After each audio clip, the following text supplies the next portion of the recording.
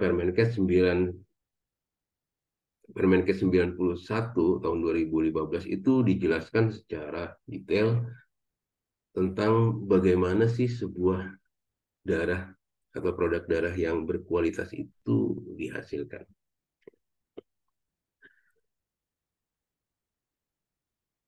Nah, tadi disebutkan komponen darah tidak boleh diluluskan hingga memenuhi semua syarat keberterimaan. Lalu syarat-syaratnya seperti apa nanti kita akan bahas di depan. Dan itu persyaratan itu harus ditetapkan, kemudian didokumentasikan dan divalidasi. Artinya, jadi memang itu harus menjadi sebuah standar terlebih dahulu di tempat kerja atau di UTD atau di UTDRS maupun UTD PMI gitu. Itu harus ditetapkan dulu bahwa kita memiliki standar keberterimaan seperti apa gitu ya. Dan tentunya dasarnya adalah mengikuti kepada aturan hukum atau payung hukum standar pelayanan darah di Permenkes 91 tahun 2015 tersebut ya. Dan itu lalu divalidasi apakah bersesuaian.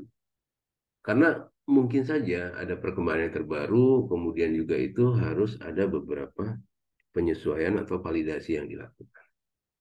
Ya, artinya tidak boleh keluar dari standar yang sudah ditetapkan. Ya.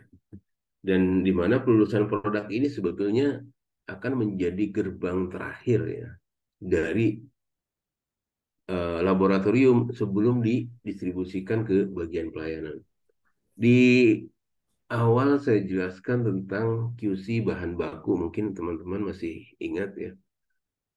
Ada bagian penapisan. Jadi pada aplikasi ini ada yang disebut dengan bagian penapisan. Penapisan itu ya pemilahan ya, memilih dan memilah kualitas dari si bahan baku. Ya. Kemudian kalau untuk produk rilis ini atau pelulusan produk ini, dia adalah memilah dan memilih produk yang sudah jadi. Jadi ada sama-sama sebetulnya sama-sama tugasnya itu melakukan quality control. Penapisan melakukan quality control terhadap bahan baku, sedangkan eh, rilis ini melakukan penapisan atau melakukan QC terhadap produk darahnya. Yang tadi bahan baku, yang ini produk darahnya. Nah, jadi untuk menghasilkan sebuah eh, darah yang berkualitas, produk komponen darah yang berkualitas, maka memang diperlukan dari awal. Dari awal kita tetapkan syarat dan keberterimaan bahan bakunya seperti apa. Lalu setelah itu kita juga harus meyakini bahwa sebelum didistribusikan ke apa namanya ke bagian permintaan atau ke laboratorium pasien service. Mohon maaf Pak Firman, Ya, untuk layarnya kok belum ada ya Pak? oh sorry sorry sorry. Baik baik baik. Oh ya ya, saya belum belum belum share screen ini. Aduh, lupa. Mohon maaf.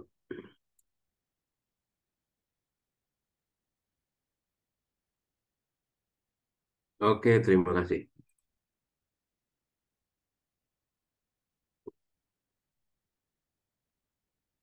Jadi sedikit ya ulang ya. Jadi hari ini kita akan membahas alur proses perusahaan produk. Kemudian tadi sudah saya sampaikan materi yang akan kita bicarakan hari ini. Nah ini tadi kita sampai di sini ya prinsip untuk pelulusan produk. Jadi sekali lagi bahwa untuk supaya kita bisa menghasilkan sebuah darah yang berkualitas, kita akan mulai dari awal tentunya ya. Bukan cuma nanti di sini saja. Misalkan, oh ini pelulusan produk ini bertanggung jawab atas quality control terhadap produk darah tersebut. Ya, tetapi tidak hanya itu yang kita lakukan. Jadi kita akan mulai dari awal sebetulnya. Di awal sebelum pelulusan produk kita punya pelulusan bahan baku. Nah, dan tentunya sebelum pelulusan bahan baku juga kita punya yang namanya apa namanya screening pradonasi ya. Artinya bagaimana pemeriksaan kesehatan terhadap si pendonor, kemudian juga pemeriksaan terhadap data-data pendonor tersebut, apakah pendonor tersebut memang memiliki riwayat tidak apa namanya tidak memenuhi persyaratan di sisi parameter IMLTD, apakah yang bersangkutan juga memiliki misalkan catatan-catatan khusus, eh, misalkan memang memiliki HB yang tidak memenuhi syarat dan lain sebagainya. Nah, jadi sebetulnya poinnya ada tiga ya. Screening pradonasi meliputi itu tadi apa namanya pemeriksaan kesehatan. Jadi kita betul-betul eh, apa namanya kita betul-betul lakukan pemeriksaan atau screening terhadap si donornya sendiri. Jadi petugas medical check up itu harus memastikan bahwa si donor yang akan mendonor darahkan itu betul-betul memenuhi persyaratan. Nggak bisa HB-nya terlalu rendah. Atau nggak bisa ketika tekanan darahnya itu juga terlalu rendah atau terlalu tinggi. Kemudian juga sisi-sisi kesehatan lainnya yang nanti akan dibuktikan dengan adanya informed consent. Sehingga itu akan menjadi sebuah bukti bahwa kita sudah melakukan screening pradonasi. Ya. Catatan-catatan tentang donor itu kan termuat nanti dalam yang namanya disebut dengan informed consent dan itu terdokumentasikan dengan baik.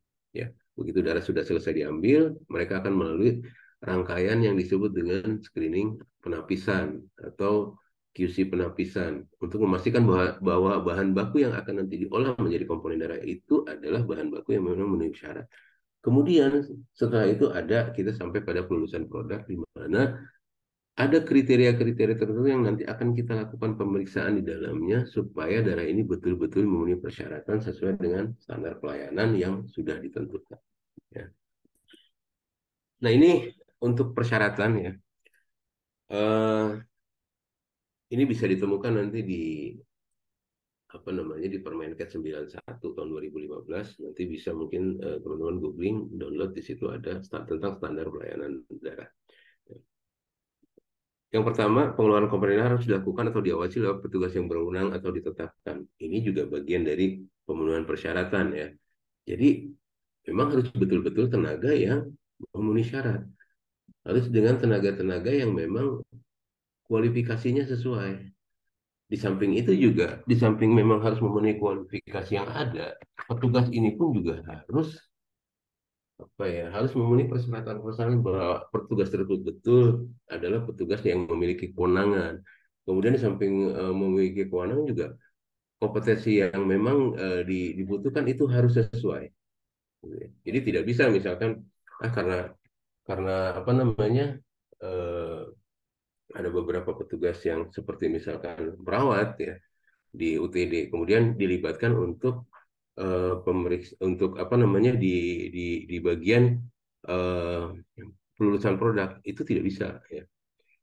Walaupun mungkin pekerjaannya itu sepertinya ini kan cuma periksa-periksa saja memenuhi persyaratan ini atau tidak, tetapi ada hal-hal lain yang memang kemudian membutuhkan pertimbangan untuk mengambil keputusan bahwa produk darah ini bisa lulus atau tidak. Tidak hanya dari sisi estetik saja, tidak hanya dari sisi bahwa darah ini sudah benar datanya ya, sudah valid datanya, tapi juga ada beberapa hal pengamatan tentang aspek pemenuhan kualitas si darah dari sisi darahnya itu sendiri, dari sisi fisiknya itu juga tetap harus dilakukan. Maka memang harus betul-betul dilakukan oleh petugas yang berwenang dan itu harus ditetapkan ya. Artinya ditetapkan bahwa petugas tersebut betul-betul memenuhi syarat. Nanti biasanya kan di bagian kepegawaian itu mengatur bahwa petugas tersebut benar atau tidak bahwa petugas tersebut memenuhi persyaratan. Kedua, setelah itu juga diperlukan biasanya ada keterangan registrasi atau bahwa yang menyatakan bahwa memang petugas tersebut registrasi sebagai petugas yang memenuhi persyaratan. Nah, kemudian ada yang namanya kriteria yang nomor dua, kriteria penerimaan yang untuk kelulusan yang harus meliputi satu, pendonor telah memenuhi semua kriteria seleksi donor termasuk penilaian terhadap gaya hidup dan riwayat kesehatan. Dan itu akan dibuktikan dengan informed consent tadi. Ya. Jadi itu nanti apa namanya beberapa hal tentang donor atau tentang donasinya itu harus terlihat dan itu bisa dilihat oleh petugas pelulusan produknya sebelum meluluskan produk. Kemudian golongan darah ABO dan resus telah dikonfirmasi. Tentunya juga harus ada satu apa namanya satu data tentang darah tersebut yang bisa akses oleh petugas pelulusan produk yang menyatakan bahwa nomor kantong sekian itu memang sudah dilakukan proses pemeriksaan konfirmasi terhadap golongan darah. Ya. Kemudian darah yang disumbangkan telah diuji saring IMLTD sama, itu juga harus bisa diakses. Kemudian penilaian pemeriksaan terdahulu telah diterima, kerangka waktu pengambilan dan pengolahan setiap jenis komponen darah telah terpenuhi. Itu nanti dibuktikan dengan apa namanya time frame-nya di situ ada biasanya atau tentang waktu pengambilan darah dan waktu pengolahan komponen darah. Lalu komponen darah harus dicegah dari pengeluaran sebelum memenuhi semua kriteria. Itu jelas ya. Tugas dari pelulusan produk ini memastikan bahwa darah tersebut harus memenuhi semua kriteria penerimaan. Ya. Nanti apa kewenangan untuk mengeluarkan atau mendistribusikan darah ini ke bagian selanjutnya. Dalam hal ini di kami sendiri dikenal dengan nama bagian permintaan darah atau laboratorium pasien service ya. Sebelum masuk ke situ, yang mengatur adalah bagian pelulusan produk ini. Termasuk bagian pelulusan produk ini juga mengatur berapa banyak yang darah yang akan dirilis ke bagian uh, pasien service atau berapa banyak darah yang akan kita manage untuk buffer stock ya. Dan ini sangat penting ya. Uh, Mengatur stok itu juga menjadi bagian strategi pelayanan seharusnya ya. Karena ada beberapa kondisi di mana pelayanan darah ini akan masuk pada waktu-waktu yang kritis ya, seperti misalkan di bulan puasa, di musim liburan, atau pada saat liburan akhir tahun, berkaitan juga dengan Natal dan lain sebagainya macamnya. Itu pada posisi-posisi seperti itu akan terjadi penurunan apa namanya uh, uh, ada penurunan tingkat donasi dan tingkat produksi atau stok darah di UTD biasanya. Dan itu mengingat juga waktunya panjang, tentunya ini apa harus bisa disiasati dengan bagaimana kita mengatur stok yang ada. Ya. Karena kalau tanpa buffer stok, maka pelayanan ya itu akan terganggu. Artinya begitu stok betul-betul nol, bayangkan sedangkan untuk menyediakan satu kantong darah, prosesnya itu sekian lama, mulai dari uh, mencari donornya, mulai dari kemudian kita lakukan juga screening terhadap pendonor, dan proses-proses selanjutan lainnya, pengelolaan darahnya, kemudian pemeriksaan IML, itu let's say kita sebut 6 jam saja. Bayangkan satu kantong darah itu butuh waktu sekitar 6 jam untuk sampai dia itu bisa didistribusikan. Nah, ketika kondisinya betul-betul nol tanpa buffer stok, tentunya ini juga akan menjadi sebuah apa namanya sebuah keterlambatan pelayanan yang luar biasa. Dan itu pun juga harus belum tentu kita bisa memastikan bahwa darah itu dalam kurun waktu 6 jam itu bisa keluar atau bisa didistribusikan, karena mengingat juga ada beberapa faktor, misalkan masalah IMLTD dan lain sebagainya macamnya, yang membuat darah tersebut memang tidak bisa didistribusikan dan harus dimusnahkan. Maka strategi menggunakan buffer stock ini juga menjadi penting, dan aplikasi Sidoni Lab ini juga membuat kita mampu mengatur stok sedemikian rupa, berapa stok yang akan kita tampilkan dalam sistem sehingga bisa diakses oleh rumah sakit nantinya, dan berapa stok yang kita tahan untuk buffer stok, sehingga ketika diperlukan donor pengganti berjalan seperti biasa, kemudian stok darah ini bisa kita keluarkan untuk kebutuhan pasien. Nah, yang keempatnya nanti eh, apa komponen darah itu harus diberi identitas jelas. Ini menjadi salah satu apa namanya persyaratan mutu, di mana label itu juga menjadi sesuatu yang diharuskan. Harus ada tuh keterangan yang jelas, dan itu eh, beberapa beberapa harus mengandung beberapa konten yang memang eh, diwajibkan, seperti misalkan kapan sih darah ini diambil ya, tanggal berapa, kemudian kapan darah ini diproduksi, kemudian kapan harus memenuhi misalkan persyaratan IMLTD-nya sudah terlihat dengan jelas bahwa memang sudah memenuhi standarnya gitu. Kemudian Ini komponen darah yang sudah diuji saring dengan hasil reaktif harus segera dipindahkan dan disimpan di area yang ditentukan dan area yang aman sehingga bisa digunakan.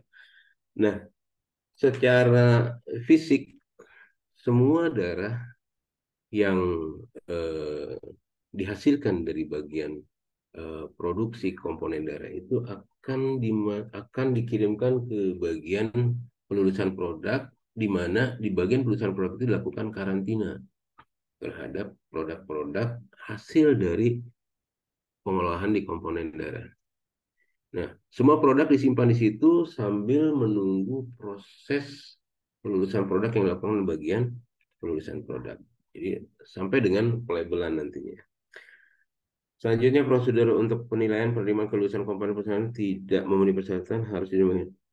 Baik yang memenuhi persyaratan atau tidak, semua harus terdokumentasikan. Itu pentingnya. Dan yang terakhir, pengawasan yang tepat, prosedur yang tertentu, pengecualian kelulusan dari setiap komponen yang tidak bersyarat harus ada. Oke, ada sekitar 8 9 ya mungkin. Nah, ini yang kedelapan, catatan untuk setiap komponen yang dilakukan harus dijaga, termasuk pengecekan dilakukan, jenis tindak lanjut terhadap setiap komponen darah, pemusnahannya juga, kemudian tanggal setiap kegiatan, identifikasi petugas yang mengeluarkan atau membuang komponen, kemudian catatan harus jaga kondisi yang tepat. Bayangkan dengan kita bicara 9 persyaratan juga yang ini juga masih bersifat general, di mana di dalamnya itu ada beberapa hal juga yang harus menjadi catatan. Kita bayangkan tanpa sebuah alat bantu ya, tanpa sebuah tools itu bagaimana kita harus melakukan sedemikian banyak catatan yang harus kita lakukan. Kita lihat nomor 8 misalkan. Setelah pengecekan dilakukan, jenis dan tindak lanjut terhadap setiap komponen darah, termasuk yang dimusnahkan itu harus tercatat. Tanggal setiap kegiatan harus dicatat. Identifikasi petugas yang mengeluarkan dan membuang komponen juga harus tercatat. Bayangkan akan berapa banyak pekerjaan administrasi yang dilakukan sehingga pada akhirnya kita terfokus pada pekerjaan administrasi, malah abai nantinya untuk pelayanannya.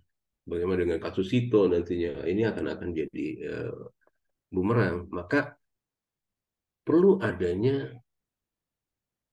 alat bantu, ya, alat bantu untuk membuat pencatatan berjalan dengan cepat, kemudian juga betul-betul terintegrasi dengan seluruh seluruh proses-proses yang ada sebelum dan selanjutnya, ya. Sehingga ini akan memastikan bahwa semua darah yang akan didistribusikan nantinya itu betul-betul bisa ditelusuri sampai dengan ke sisi pendonornya. Oke. Nah, ini kriteria kelulusan. Ada beberapa kriteria kelulusan yang memang menjadi target apa namanya sebelum darah itu dikeluarkan, dan ini harus tertera pada label darah yang ditempelkan pada kantong darah tersebut.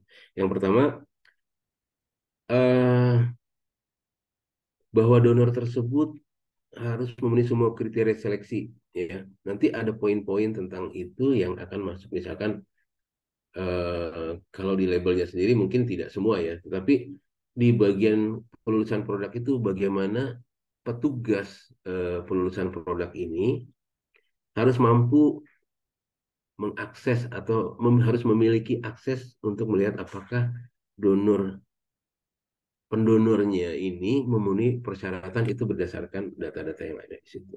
Kemudian integritas komponen darah terjaga selama penanganan dan penyimpanan pasti karena akan selalu terhubung. Saya bilang di pertemuan-pertemuan sebelumnya bagaimana setiap transaksi kegiatan itu harus memiliki ID. Maka untuk mengintegrasikan itu ada misalkan kita bicara satu ID kantong darah. Nah, ID kantong ini akan terhubung dengan ID pendonor, akan terhubung dengan kemarin kita bicara komponen dengan ID rotasi, kemudian bicara dengan IMLTD akan terhubung dengan ID IMLTD, kemudian ada juga ID pemeriksaan golongan darah, itu akan terkoneksi semuanya ya. Sehingga integritas komponen darah tersebut betul-betul bisa dijaga. Ya. Kemudian pemeriksaan golongan ABO resus lengkap telah dikonfirmasi, itu juga harus dinyatakan tidak reaktif untuk HBsAg, anti-HIV, anti-HIV dan sifilis. Ini 4 parameter ya. Mungkin bisa menjadi 5 parameter untuk daerah-daerah tertentu di mana ada apa namanya sebuah penyakit endemi yang berlangsung di tempat tersebut. Kemudian yang terakhir tidak ada bukti visual atas kontaminasi atau hemolisis. Jadi petugas pelulusan produk ini harus memastikan bahwa darah yang akan dikeluarkan itu secara estetik maupun secara fisik harus betul-betul diperhatikan. Nah, ini alurnya seperti ini. Jadi si produk rilis itu atau pelulusan produk ini bisa melakukan pekerjaannya setelah tiga bagian ini juga, atau kalau di kami sendiri ini satu bagian sebetulnya ya. Nah, untuk saat ini masih terkendala untuk masalah screening antibody. Jadi screening antibody memang baru akan kita lakukan di kemungkinan di tahun depan, tapi untuk saat ini bisa kami lakukan tapi tidak menyeluruh gitu ya. Jadi yang pertama pemeriksaan IMLTD harus sudah selesai, konfirmasi golongan darah selesai. Jika diperlukan pemeriksaan antibodi juga harus sudah selesai dilakukan, maka semua data yang diinputkan dari bagian IMLTD, konfirmasi golongan darah dan screening antibodi itu akan masuk ke bagian pelulusan produk atau produk list, di mana nanti akan diakses oleh petugas pelulusan produk ini untuk memastikan bahwa darah yang akan didistribusikan betul-betul sesuai. Selanjutnya nanti untuk entry data, ya, entry data pelulusan produk ini kita akan menggunakan link edukasi-lab.sidoni.xyz, kemudian loginnya sebagai eh, login sebagai petugas rilis ya. Kita akan login sebagai petugas rilis @mail.com dengan password 123456. Ya. Kemudian ini halaman apa namanya halaman pertama ketika kita mengakses edukasi-lab.sidoni.xyz. Jadi nanti entry point-nya dari sini gitu. Kita akan masuk loginnya sebagai petugas rilis, kemudian password 123456B ya. Setelah masuk nanti kita akan melihat tampilan di dalamnya seperti ini ya. Ini hanya untuk bagian pelulusan produk. Nah, kita bisa lihat di sini ada dashboard, ini standar ya, seperti yang sebelumnya ini semua standar. Kemudian di bagian ini juga akan terlihat tanggal yang berlaku atau tanggal real time-nya. Kemudian di bagian kanan kita akan melihat ada ada login name-nya di situ tertera untuk login name yang aktif ya. Jadi artinya gini, si petugas A, si petugas B, atau petugas C itu akan akses sesuai dengan levelnya masing-masing, kemudian dengan passwordnya masing-masing, dan sistem juga akan melakukan tracing, akan melakukan pencatatan log. Jadi ketika misalkan seperti ini, lihat di pojok kanan ini petugas rilis nanti, karena ini untuk praktikum saya hanya membuat satu petugas saya namanya petugas rilis. Nanti pada prakteknya itu nanti kan petugas itu ada beberapa orang. Nah, setiap orang itu memiliki hak akses yang berbeda-beda. Nanti sistem akan juga melakukan pencatatan log siapa yang aktif pada saat ini, siapa melakukan apa dicatat semua dalam sistem. Nanti pada audit trail bisa kita telusuri kantong nomor sekian itu perlakuannya apa saja sih yang sudah dilakukan. Misalkan secara status perlakuannya sudah dilakukan pemeriksaan IMLTD, kemudian sudah dilakukan konfirmasi golongan darah. Nah, sistem juga mencatat pada saat kita login ke dalam sistem itu tercatat, dan sistem juga mencatat apa saja yang Anda lakukan di sini. Ya. Jadi sehingga ketika terjadi sebuah masalah, ditemukan sebuah case, maka penelusuran akan dilakukan secara menyeluruh sampai dengan juga pada siapa yang melakukan. Jadi bukan apa yang terjadi saja yang bisa kita cari, tapi juga siapa yang melakukan. Nah, misalkan juga, kenapa kerahasiaan ini harus dijaga? Kerahasiaan terhadap akses ini harus dijaga. Memastikan bahwa memang ketika ditemukan sebuah masalah, itu akan bisa kita pantau siapa yang melakukan. Dan sistem sebetulnya tidak peduli dengan siapa yang masuk. Anda masuk misalkan dan menggunakan login name-nya teman Anda. Ya sistem akan mencatat login name teman Anda. Itu makanya penting semua orang untuk menjaga hak aksesnya masing-masing. Ya. Dan itu sebetulnya bisa juga dijadikan apa namanya, kalau kita bicara penilaian key performance index-nya itu bisa kita lihat di situ. Ya, jadi ketika misalkan sistem ini juga akan digunakan untuk mencatat seberapa sering sih perilaku misalkan sejawat kerja kita untuk melakukan akses terhadap sistem dan melakukan pekerjaannya di situ. Ya. Kemudian selanjutnya ini menu yang ada di bagian apa namanya penulisan produk, kita akan fokus kepada bagian rilisnya ya. Seperti dashboard, pemusnahan darah, rekap data, dan pencarian itu juga tertera di bagian-bagian lain. Kita akan fokus pada bagian rilis ya. Yang pertama ada verifikasi rilis,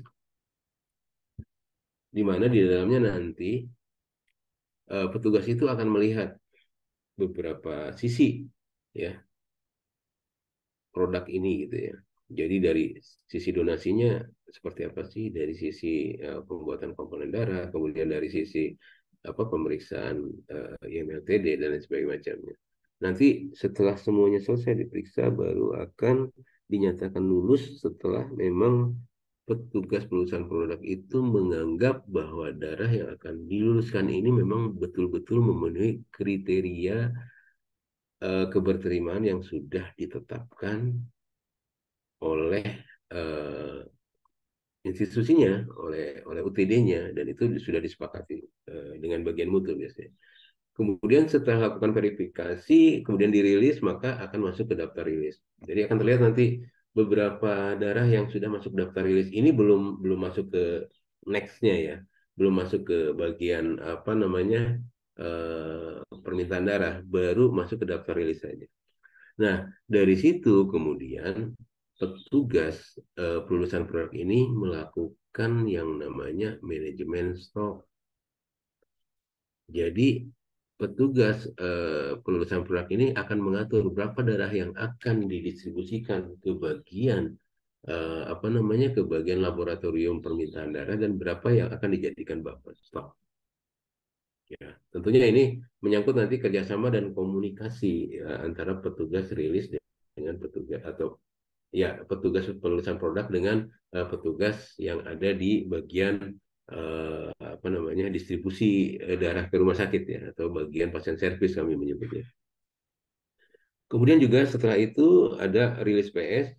Rilis PS itu maksudnya rilis darah ke bagian pasien servis di mana ada beberapa daftar nanti yang menyebutkan oh ini loh darah-darah yang sudah dilakukan rilis. Kemudian ada yang namanya cetak label. Cetak label ini menjadi penting juga karena memang ini menjadi bukti bahwa darah tersebut sudah memenuhi persyaratan dan sudah bisa didistribusikan. Nah, kita akan lihat apa saja sih yang ada di verifikasi rilis nanti sebelum kita praktekkan. Nah, di bagian verifikasi rilis, ketika kita klik tombol verifikasi rilis, maka sistem akan menampilkan nomor-nomor kantong yang berasal dari bagian komponen darah. Ya. Jadi data-data yang terlihat di sini adalah kantong-kantong darah atau produk-produk darah yang sudah diproduksi oleh bagian komponen darah dan sudah diinputkan datanya. Ya. Jadi kalau belum diinputkan datanya oleh bagian komponen, ini tidak akan muncul. Nah, kemudian di bagian komponen pun dilakukan pelabelan nanti ya label itu yang akan menjadi apa yang akan mengintegrasikan antara komponen dengan produk rilis. Selanjutnya, nah ini pada saat kita klik di verifikasi rilis, lalu kemudian kita akan pilih satu nomor kantong misalkan untuk kita update datanya. Nah ini yang tadi saya sebutkan bahwa pada bagian verifikasi rilis, kita akan menemukan ada beberapa hal yang harus kita periksa. Yang pertama ada visual dari dan timbangan, artinya secara visual memenuhi persyaratan atau tidak. Kemudian ada pemeriksaan, di sini ada pemeriksaan IMLTD, kemudian di sini juga ada pengolahan, ya. Pengolahan ini kantong ini diolah menjadi jenis apa gitu kan. Kemudian tanggal upload tanggal berapa, tanggal kadaluarsanya, kemudian nanti ada status ya. Ya. Kemudian di sini juga ada kantong dan donasi ini berisi data-data tentang kantong, darahnya, kemudian tempat pengambilannya di mana, donornya siapa gitu kan, tanggal pengambilannya kapan, lama pengambilannya apa, volume darahnya berapa, golongan darahnya apa, itu semua itu akan di eh, compare nanti atau dibandingkan dengan fisik darah yang ada. Ya, jadi fisik darah yang ada akan di compare dengan data-data ini. Lalu pertanyaannya, apakah itu dilakukan satu persatu? Yes, itu dilakukan satu persatu. Jadi terbayang juga ya, memang akan apa namanya eh menjadi sebuah pekerjaan yang lumayan juga gitu ya. Artinya, tetapi ini memang harus dilakukan satu persatu, tidak bisa eh, dilakukan secara acak gitu kan. Dan SOP-nya adalah bagaimana si petugas juga memeriksa misalkan satu satu kantong darah, dia scan, kemudian sistem akan menampilkan seperti ini, visual dan timbangannya berapa, seperti apa, pemeriksaan seperti apa, pengulangan seperti apa, dan itu diperiksa satu persatu. Apakah sesuai atau tidak? Jika sesuai, baru akan diluruskan. Itu juga harus memeriksa fisiknya. Jadi terbayang ya gambarnya seperti apa pekerjaannya. Nah, sehingga memang kalau tidak menggunakan tool itu sangat mustahil. Bukan mustahil, maksudnya bukan mustahil tidak bisa, bisa dikerjakan, tetapi untuk menjaga integritasnya supaya memang itu betul-betul menjadi darah yang terintegrasi antara donor sampai dengan diri suntikan, itu menjadi suatu hal yang agak mustahil tanpa bantuan tools ya, tanpa bantuan aplikasi atau sistem ya. Itu dari sisi eh, apa petugas melakukan pemeriksaan. Lalu setelah dilakukan pemeriksaan, maka tugas petugas selanjutnya adalah setelah pemeriksaan tersebut dan dinyatakan lulus, maka sistem akan menampilkan yang namanya eh, data hasil dari pelulusan produk tersebut. Ini belum terkirim ke depan ya, maksudnya belum terkirim ke bagian selanjutnya. Jadi setelah dilakukan rilis tadi diperiksa semua oke, oke, kemudian sudah diluluskan, maka akan ditampilkan di apa namanya dalam daftar rilis ya. Nah, di bagian kanan itu, bagian kanan atas ada rilis ke Sidoni RS, artinya nanti kita atau petugas pelulusan produk ini akan memilah darah mana saja yang akan dikirimkan ke Sidoni RS ya nantinya. Karena produk atau pelulusan produk ini adalah bagian terakhir dari Sidoni Lab ya. Maka apa sebelum dikirimkan ke bagian selanjutnya, maka itu betul-betul harus diperiksa secara kebenaran data, kualitas dan validitas datanya. Nah, di sini nah sebelumnya ini kalau kita lihat seperti ini kan ada satu data ya. Bayangkan kalau ada 1.000 data atau 2.000 data, maka ketika ditampilkan di sini kita akan menggunakan prinsip-prinsip FIFO ya, first in first out. Artinya nanti kita akan tampilkan by tanggal ya. By tanggal pelulusannya kita akan ambil beberapa produk misalkan, kemudian kita akan tampilkan dan produk mana yang akan kita luluskan ke bagian selanjutnya. Nah, di sini pada saat kita sudah masukkan tanggal, maka si tanggal akan membuat daftar produk yang boleh atau bisa dikirimkan ke bagian selanjutnya. Ini karena saya menggunakan satu contoh, maka di sini hanya ada satu. Ya, bayangkan kalau misalkan ada 10, ada 100, ada 1.000. Ya. Nah, di sini kita tinggal tekan pindahkan ke Sidoni RS, maka darah tersebut secara data akan dialirkan ke bagian selanjutnya, yaitu aplikasi Sidoni RS yang juga menjadi bagian akhir dari integrasi aplikasi Sidoni ini. Jadi dari awal saya sebutkan ada 3 sebetulnya backbone untuk aplikasi ini. Yang pertama Sidoni Donor, kedua Sidoni Lab, dan yang ketiga adalah Sidoni RS. Nah, pelulusan produk ini adalah bagian akhir atau ujung dari Sidoni Lab. Kalau Sidoni Donor, bagian ujungnya adalah penapisan bahan baku. Ya. Lalu setelah kita pindahkan ke Sidoni RS, maka kita juga akan melihat daftar-daftar darah yang sudah dipindahkan ke Sidoni RS, gitu ya.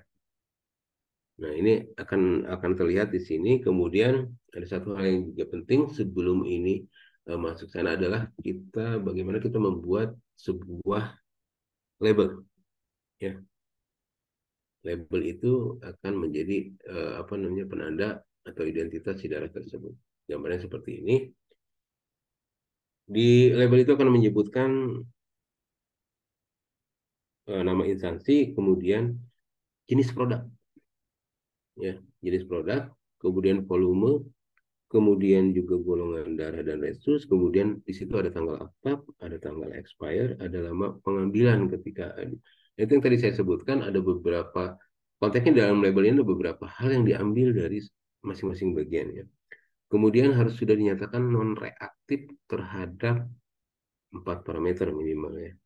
Nah, kemudian ada keterangan untuk dia disimpan dalam suhu berapa, kemudian ada nomor kantong ya. Kemudian ada juga barcode yang bisa dibaca oleh barcode scanner untuk memudahkan ketika eh, data diinputkan. Bayangkan kalau kita harus mengetikkan satu persatu. Ini kalau tidak salah ada sekitar 14 digit ya. 14 digit. Kemudian kita ketikkan satu persatu. Bayangkan ada tidak usah 1.000, kita bayangkan 50 kantong saya udah terasa banget ya.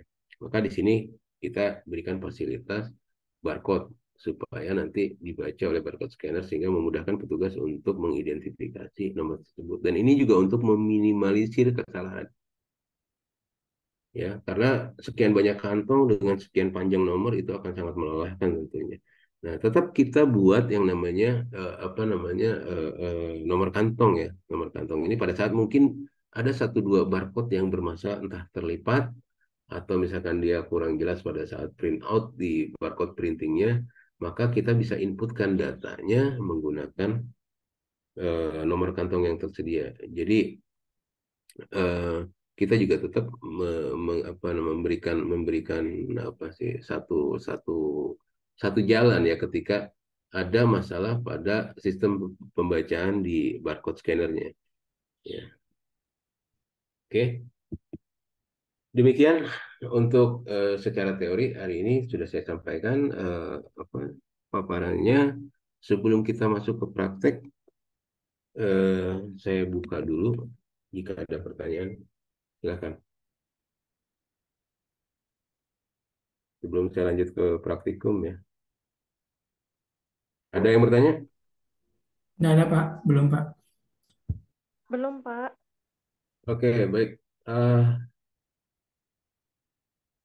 kita lanjut ke praktek ya. Nanti bisa dilihat seperti apa sih. Nanti mungkin sebelum masuk ke aplikasi Sidoni RS, kita akan review dulu dari awal sampai akhir bagaimana menghasilkan sebuah sebuah kantong darah dari mulai proses apa update jadwal kegiatan donor, kemudian proses donasi sampai dengan dihasilkan sebuah produk darah. Oke, kita lanjut. Tadi saya sudah infokan di depan tentang link yang kita gunakan. Oke, di sini kita akan masuk linknya tadi edukasi ya, das web.sidoni.xyz. Nah, seperti ini ya. Kemudian kita akan masuk di sini sebagai petugas rilis. Sebagai petugas rilis, kemudian kita masuk dengan pasal 13456. Ya. Kita masuk di sini. Nah,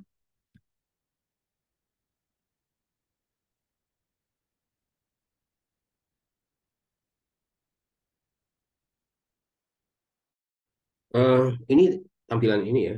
Oke, mungkin kalau ada teman-teman yang melihat di sini kok ini ada nota tidak aman ya. Ini ini terkait sebetulnya dengan apa sih sertifikatnya ya gitu kan. Kita belum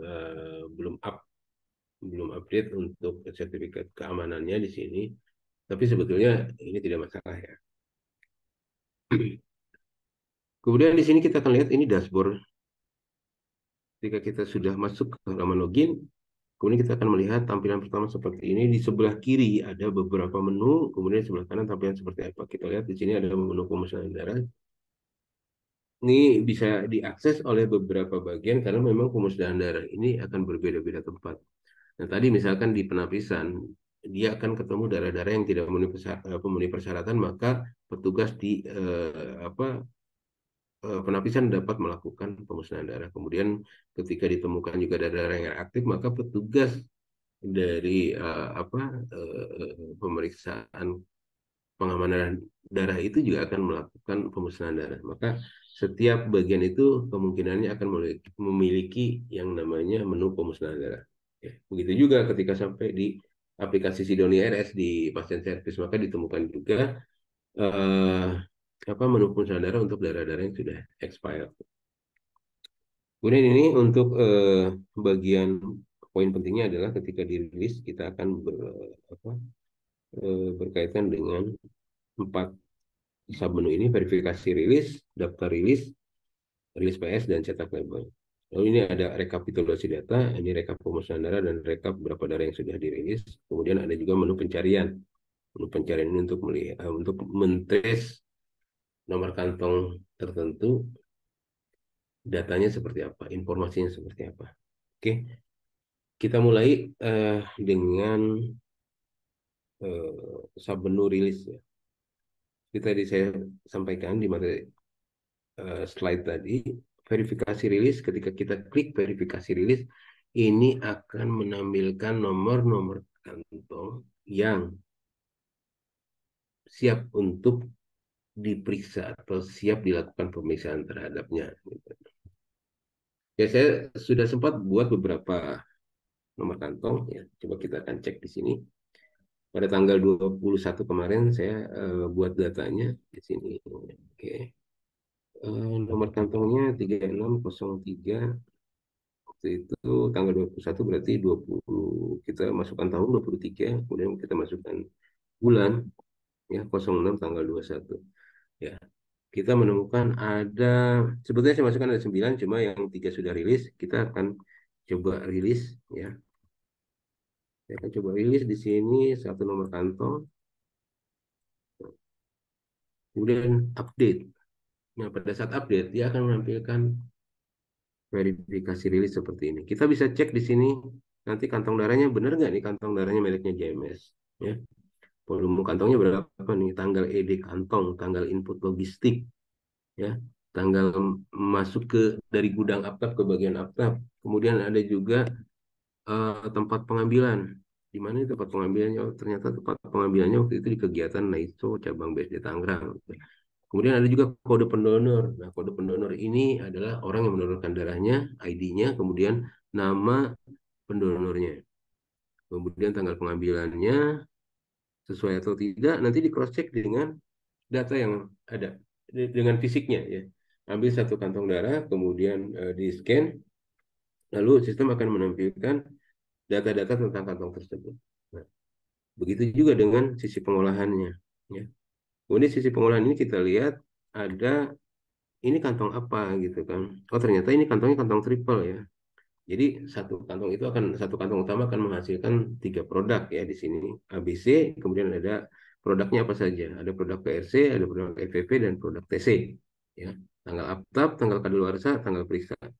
Ya, ini akan menyesuaikan dengan tanggal kadaluarsa yang memang sudah disepakati dan ditulis dalam kebijakan mutu masing-masing UTD ya. Dan tentunya itu mengacu kepada aturan main yang ada ya, standar yang ada. Lalu kita bisa lihat statusnya sehat. Sehat itu artinya memang tidak ada penyakit di dalamnya. Kemudian sesuai konfirmasi golongan darah, jadi dinyatakan sudah lulus pemeriksaan IMLT dan pemeriksaan konfirmasi golongan darah. Ya. Di sini juga ada state untuk petugasnya, siapa yang melakukan, lalu metode pembuatannya dilakukan dengan mesin yang mana, lalu metode pemisahannya dilakukan dengan cara seperti apa. Ya.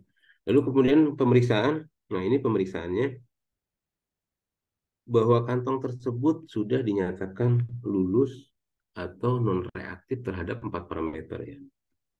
Oke, kalau kita lihat nomor kantongnya di sini yang yang diinputkan data itu hanya nomor kantong dengan kodifikasi A saja. Jadi kantong utamanya saja yang kita kodifikasi dengan pemeriksaan, dan secara otomatis kantong-kantong satelitnya akan menghasilkan apa data yang sama ya. Jadi kalau di A-nya sudah non reaktif maka ke bawahnya juga akan non reaktif ya kantong-kantong satelitnya. Nanti bisa kita lihat ya. Kemudian secara visual timbangan ini harus ada beberapa pernyataan yang harus diisi. Ini sesuai atau tidak nih. Jadi kalau sudah sesuai, semua kita lakukan pemeriksaan. Oh, sesuai, kemudian standarnya sudah sesuai, maka kita akan lakukan centang di pilih semua. Setelah itu kita nyatakan di sini sebagai lulus atau tidak lulus, ya. Kemudian kita simpan. Nah, kita bisa lihat setelah kita simpan, kita lihat bisa lihat di daftar rilis.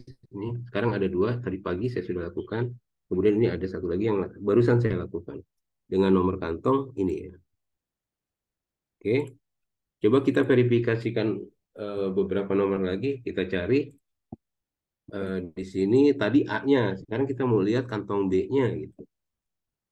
Jadi kantongnya merupakan kantong satelit dari kantong utama tadi ya. Cuma dia dari jenis EPP. Kita update, kita lihat di sini bagaimana pemeriksaannya. Jadi ternyata pemeriksaannya yang B juga ikut dengan yang akan sama ya. Lalu kemudian kita pilih semua, kita anggap ini lulus, kita simpan. Oke, saya akan coba masukkan kantong yang ketiganya, kantong C-nya. Dia dengan jenis produk darah trombosit konsentrat, kita update, lalu kita pilih semua. Tentunya setelah ini diperiksa ya. Ini hanya untuk contoh saja. Kemudian kita akan simpan. Oke. Nah, maka kita tadi sudah sebelumnya saya sudah masukkan satu nomor kantong untuk dimasukkan ke daftar rilis. Kemudian kita tadi barusan memasukkan 3 nomor kantong. Artinya untuk daftar kantong yang siap dirilis itu sudah ada 4 kantong ya. Nah, seperti ini. Jadi ada 4 kantong yang akan kita siap rilis ke Sidoni RS. Nah, ini ada 4 kantong. Tidak harus semua diluluskan tidak harus semua dikirimkan. Itu yang tadi maksudnya kita akan lakukan buffer stop. Oke, sampai di situ paham ya? eh Biar ini juga nggak ketinggalan di sini, saya akan coba masukkan lagi. Ini yang urutan kedua. Nah, ini ada 3 ya, A, B, C ya. Kita update. Ini saya simpan. Oke, kemudian kita bagi dua. Kalau ini dia akan tidak harus match ya. Artinya ketika kita ingin menampilkan satu satu urut nomor kantong tapi ABC-nya ke bawah semua ya kita tinggal buang opsi di belakangnya A, B, C-nya itu kita buang maka dia akan mencari semua yang nomor kantong yang memiliki konten seperti itu ya. Jadi di sini ABC-nya akan ditampilkan ya. Kita pilih semua kemudian kita simpan. Oke, satu lagi. Nah, kita update, kita pilih simpan. Sekali lagi saya ingatkan bahwa ini sebelum disimpan kita harus periksa semua data yang ada. Jadi artinya nanti kita akan menemukan di daftar ini sebanyak 7 kantong ya. Oke, ini kita sudah ada 7 kantong di sini. Dan kantong-kantong ini yang nantinya akan kita pindahkan ke Sidoni RS. Dengan cara kita klik rilis Sidoni RS. Nah, sistem akan menampilkan tanggal. Ya, tanggal berapa kita sistem akan menampilkan range tanggal kita maunya tanggal berapa sampai tanggal berapa, misalkan kita ambil tanggal 22 sampai 24 atau kalau misalkan biasanya sistem karena dia juga membaca waktu kita naikkan 1 hari ya, jadi dari tanggal 22 oke. Kemudian kita masukkan tanggal akhirnya jangan di tanggal 24 karena sistem akan baca baca waktu, kita bisa lewatkan 1 hari. eh, Maka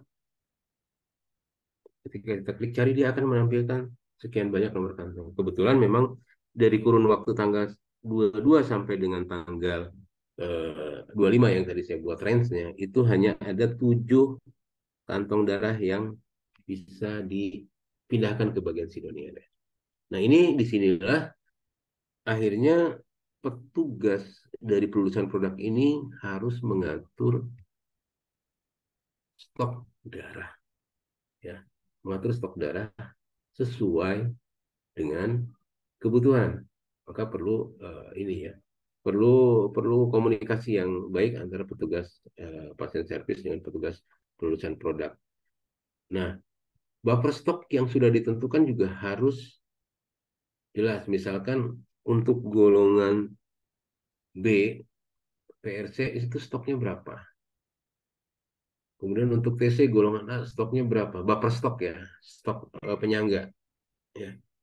Jadi itu nanti di apa kebutuhan tersebut ditentukan oleh eh, instansi bersangkutan atau oleh UTD bersangkutan ya. Jadi kebijakan ya, itu maksudnya nanti kebijakan. Berapa banyak sih kantong darah yang akan ditahan sebagai buffer stok? Karena setiap darah yang dikirimkan dipindahkan ke Sidonia RS itu akan langsung muncul pada aplikasi Sidonia RS yang nanti akan diakses oleh rumah sakit. Artinya ketika kita kirimkan semua, kita tidak punya buffer stok, maka semua kantong darah tersebut bisa diakses oleh rumah sakit. Ya. Misalkan kita punya 20 kantong darah PRC golongan A, lalu kita akan buat buffer stok sebanyak 5 kantong, maka yang kita kirimkan ke Sidonia RS hanya 15. 5 akan jadi buffer stoknya. Bagaimana cara mengirimkannya? Kita akan pindahkan, tinggal klik saja sebetulnya kita pindahkan. Apakah yakin akan mengisi darah ke Sidones? Oke, kita klik yes. Maka darah akan berpindah ke aplikasi Sidones. Ini kita kirimkan semua. Oke,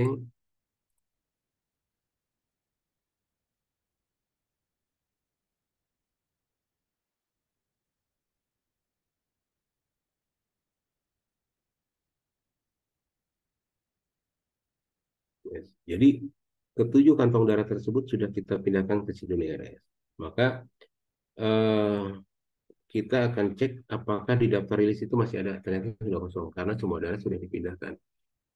Inilah yang kami sebut pekerjaan itu serial. Jadi kalau memang dari itu belum dirilis harusnya tertera di sini. Tapi kalau sudah dirilis maka dia akan tertera di rilis PS tadi ya. Nah, di rilis PS ini akan banyak banyak darah di sini ya. Karena darah-darah yang tadi sudah dirilis ke PS itu akan menjadi stok dari si Donier. Lalu kita akan cari apakah darah yang tadi kita rilis itu ada di sini. Oke, saya cek 3603 tahun 2003, kemudian bulan Juni, kemudian tanggal 21. Oke, ya, ada 9 kantong, ya, ada 9 kantong di sini. Ini yang telah dirilis ke Sidonia RS. Oke, dari situ kemudian kita akan cetak label. Ya, di sini kita cetak label, pilih nomor kantongnya. Nah, prinsipnya sebetulnya prinsip kerjanya teman-teman nanti pada prakteknya itu hanya menggunakan barcode scanner. Jadi secara fisik kantong diambil, kemudian kita baca menggunakan barcode scanner, maka sistem akan menampilkan di sini ya. Di kursor ini akan ditampilkan nomor kantong ya. Tidak diketik satu persatu seperti ini, karena memang kita ada alat bantu gitu ya. Seperti ini, kemudian kita akan lihat di sini ada tahun 21. Oke, berapa banyak boleh cetak? Satu misalkan. Ya, memang kita hanya sebetulnya hanya perlu satu gitu ya. Oke, nah ini adalah hasil cetak dari pelulusan produk. Artinya darah-darah yang keluar dari pelulusan produk itu harus sudah diberi label seperti ini. Artinya kalau belum ada label seperti ini tidak bisa ya. Nah, jadi label ini akan ditempelkan pada kantong darah. Informasinya seperti ini, produknya apa, golongan darahnya apa, kemudian volume berapa, volume darah tersebut, kemudian up tanggal berapa, expired tanggal berapa, ya, lama pengambilan 8 menit. Nah, eh, informasi-informasi yang ada di sini itu didapatkan dari eh, inputan-inputan data atau pekerjaan-pekerjaan teman-teman di sebelumnya, yaitu bagian IMLTD, bagian konfirmasi golongan darah, dan bagian-bagian lainnya sebelum masuk ke bagian penulisan produk. Nah, poinnya adalah nomor kantong ini ya, nomor kantong ini akan selalu terhubung dengan ID-ID yang lain. Jadi untuk mencari apa namanya betul nggak sih darah ini misalkan sudah diperiksa IMLTD gitu, kita akan bisa lakukan itu gitu. Kita akan tracing, ternyata betul terkoneksi dengan ID yang berapa di IMLTD. Lalu hasil pemeriksaan seperti apa. Jadi kita bisa tracing sampai ke belakang. Nah, ini gambarannya. Jadi nomor kantong ini akan menjadi, atau label kantong ini akan menjadi poin terakhir pada saat ini sebelum diluluskan. Ketika sudah dinyatakan lulus dari bagian pelulusan produk, maka ini akan dicetak dan kita tempelkan pada kantong darah sebagai identitas kantong tersebut. Dan darah ini sudah bisa masuk ke darah yang dalam kategori sudah lulus. Jadi dipisahkan antara darah karantina dengan darah yang sudah lulusnya akan dipisahkan tempat penyimpanannya untuk memastikan bahwa darah-darah ini tidak tertukar. Ya. Salah satunya identifikasinya adalah dengan adanya pelabelan seperti ini ya. Oke, di sini ada coba kita cari nanti. Ini rekap data saja, rekap pemusnahan darah jika dilakukan pemusnahan, kemudian ada rekap rilis. Tadi kita bisa lihat di sini juga rilis berapa saja yang sudah dirilis, itu bisa terlihat di sini. Ya. Kemudian di sini ada pencarian. Ya. Misalkan saya akan masukkan nomor kantong tadi ya, 3603, kemudian 230621. Nah, ini saya ambil salah satu aja. Ya, kita cari. Nah, ini yang saya maksud tadi bahwa setiap nomor kantong atau apa ya identitas kantong tersebut itu akan terkait dengan beberapa informasi yang dibuat sebelumnya. Mungkin teman-teman masih masih ingat ya bahwa sebelum kita melakukan kegiatan itu kita ada yang namanya mendefinisikan box ya. Waktu itu kita sudah bahas itu. Jadi ketika kita lakukan pencarian terhadap nomor-nomor kantong yang ada di sini, misalkan seperti ini ya kita ubah untuk AE biar lebih lengkap. Nah, kita akan tahu informasi mengenai boxnya. Ini kantong ini dulu pada saat pengambilan itu boxnya nomor berapa ya? Itu kita akan bisa lihat ternyata kantong ini berkaitan dengan nomor box sekian. 360243 2023 0621 001. Ya. Jadi terintegrasi dengan boxnya. Lalu terintegrasi juga dengan kegiatan di sini donor ini diambil pada kegiatan donor bukti nyata peduli sesama. Kemudian tanggal donornya. Ini tanggal donor dan jam kegiatan ya. Dimulai dari 09.00 sampai dengan 15.00 pada tanggal 21 Juni 2023. Lalu informasi selanjutnya adalah mengenai rotasi kantong ini dengan kaitan dengan pembuatan komponen darah ya. Pembuatan komponen darah, kemudian total putarannya berapa kali? Satu kali, kemudian rotasi sudah selesai juga, kemudian informasi tentang kantongnya. Nomor kantong ini produknya adalah PRC dengan golongan B, kemudian resusnya positif, sudah lulus komponen, sudah lulus konfirmasi golongan darah, sudah lulus IMLTD. Statusnya sudah dirilis ke Sidoni RS. Dari sisi rilis sudah rilis. Artinya kantong darah ini sudah memenuhi semua kriteria yang ada. Kemudian di sini dinyatakan beberapa hal tentang informasi kantong tersebut. Ya. Nanti apakah cuma informasi tersebut? Tidak ya. Jadi ada nanti kita juga punya yang namanya untuk kita bicaranya di level administrator atau di level super admin yang mampu untuk melihat keseluruhan data. Kalau ini hanya terbatas pada bagian pelulusan produk saja. Kalau di MLT juga hanya sebatas bagian MLTD saja, gitu ya. Jadi nanti akan ada seorang admin atau super admin yang mengawasi keseluruhan proses yang ada di dalamnya, gitu ya. Sehingga pada saat dia masuk ke dalam sistem, saya kasih contoh ya. Pada saat dia masuk ke dalam sistem, maka dia akan menemukan tidak hanya bagian rilis saja, tapi dia akan masuk ke seluruh bagian. Oke, nah seperti ini ya. Jadi yang bersangkutan aksesnya itu dia memiliki lebih banyak akses ya, seperti ini. Dia bisa masuk ke email TD, bisa masuk konfirmasi golongan darah. Semua fitur yang ada di si Doni Lab ini itu bisa diakses. Sampai dengan audit trail ya. Audit trail misalkan di sini kita ambil petugas, pilih petugas misalkan petugas yang namanya petugas rilis. Petugas rilis misalkan seperti ini kita akan cari. Nah,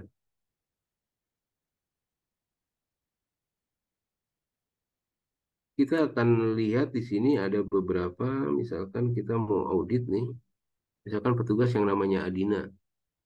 Adina itu sudah masuk berapa kali ke dalam sistem, apa saja yang dilakukan ini bisa dilihat di sini.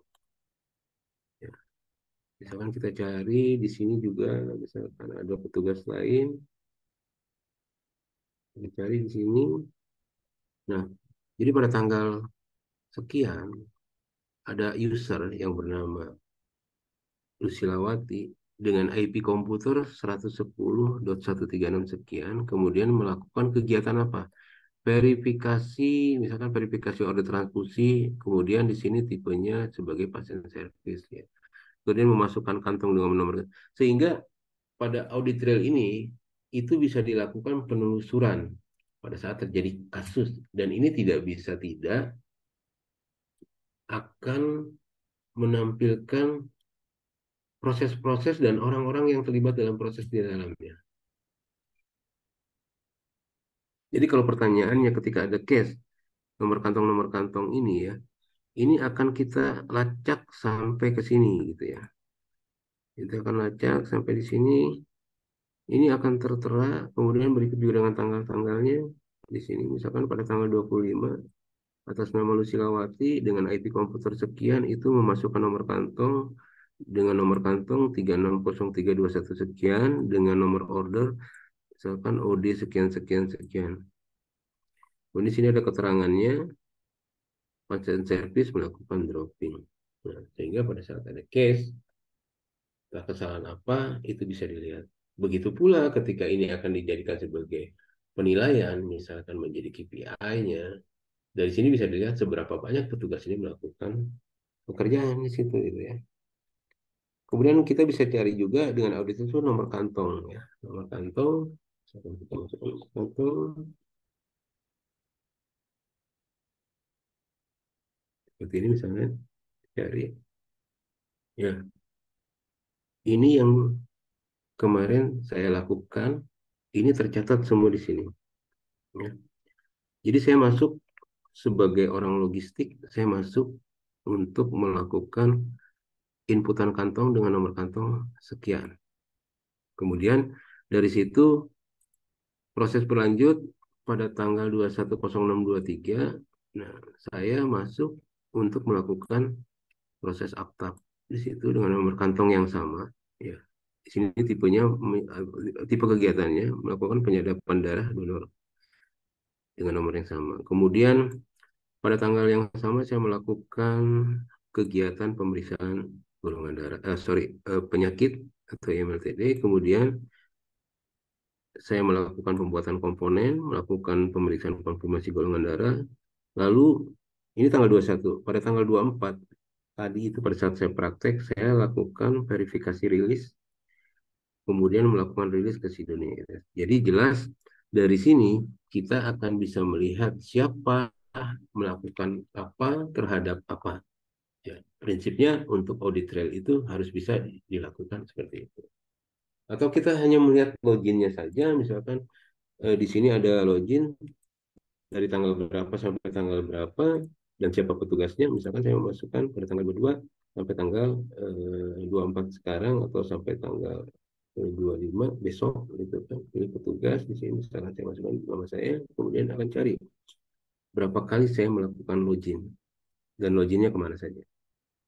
Ya, jelas ya seperti itu. Sehingga untuk kebutuhan tracing itu bisa dilakukan dengan lengkap, tetapi levelnya yang berbeda. Hanya level tertentu, misalkan bagian mutu bisa lakukan tracing. Jadi bagian mutu itu memperoleh hak akses dan level yang lebih tinggi daripada teman-teman di bagian masing-masing, karena mereka harus menganalisa data, harus mengumpulkan informasi sebanyak mungkin by data gitu kan, dan itu yang akan mereka analisa ketika terjadi case atau terjadi masalah ya. Itu contoh eh, apa namanya, nanti untuk level akses yang lebih tinggi ya. Kita balik lagi ke tugas rilis di sini.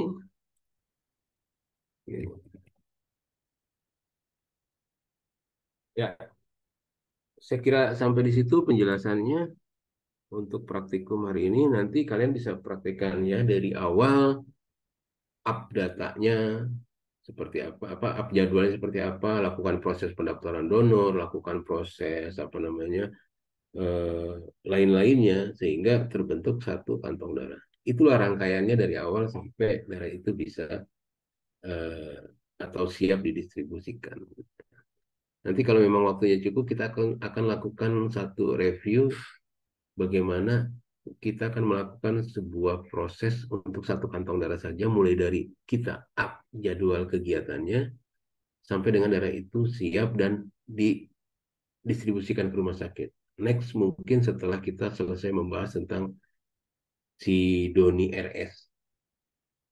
Oke, baik sampai di situ. Saya rasa cukup. Silakan sebelum saya tutup, ada pertanyaan? Enggak, silakan. Nggak ada, Pak. Cukup jelas ya? Iya, Pak, cukup cukup jelas. Oke, Cukup jelas, oke, Pak. oke, baik. Nanti sekali lagi saya ingatkan, nanti eh, kalau memang ada kesulitan atau ada hal-hal yang ingin ditanyakan, silakan di apa? Silakan menghubungi saya langsung nanti atau menghubungi Pak Seno di nomor yang saya sudah share sebelumnya, atau silakan ditanyakan kalau ada yang belum simpan nomornya, bisa ditanyakan ke eh, Pak Seno. Nanti kita bisa komunikasi ya tentang aplikasi ini. Baik, terima kasih. Kalau memang tidak ada pertanyaan, saya kira cukup pertemuan untuk hari ini.